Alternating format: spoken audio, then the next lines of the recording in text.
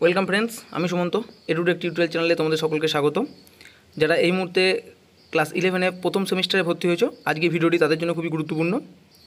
যারা চ্যানেলে নতুন আছো তাদেরকে বলবো চ্যানেলটি সাবস্ক্রাইব করতে এবং পাশে থাকা বেল আইকনটি ক্লিক করতে, যাতে এই ধরনের ভিডিও তোমরা তাড়াতাড়ি পেয়ে যাও।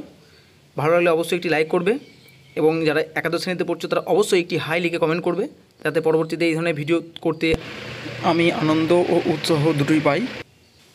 WBCHSE ডেট ও মেমো নাম্বার দিয়ে যে নোটিশটি পাবলিশ করেছে, প্রত্যেকটা স্কুলের হেডমাস্টারমশাইদেরকে তাদেরও যেমন জানা প্রয়োজন, যারা এবছর নতুন একাদশ শ্রেণীতে ভর্তি হয়েছো তাদেরও জানা প্রয়োজন।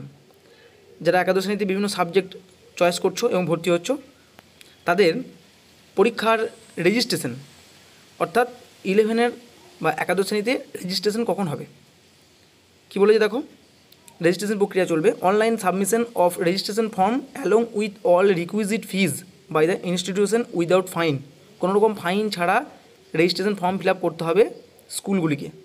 কত তারিখ থেকে কত তারিখ পর্যন্ত? 7/6/2024 থেকে 30/6/2024, অর্থাৎ জুন মাসের মধ্যে ঠিক কাজটি করতে হবে। রেজিস্ট্রেশন করার জন্য ছাত্রছাত্রীদের কী করতে হবে? রেজিস্ট্রেশন ফর্মটি ফিল আপ করতে হবে যত্ন সহকারে। যে সাবজেক্ট নিয়েছো তাকে সেই সাবজেক্টের শর্ট ফর্ম লিখে রেজিস্ট্রেশন ফর্মটি ফিল আপ করতে হবে। তাই তোমাদেরকে বলবো রেজিস্ট্রেশন ফর্ম ফিল আপ করার সময় মনোযোগ দিয়ে করবে। এই বিষয়ে স্কুলগুলি তোমাদের সাহায্য করবে। তোমরা সেখানে তোমাদের নিজেদের নাম, বাবার নাম এবং সাবজেক্টের শর্ট ফর্ম যথাযথভাবে লিখবে।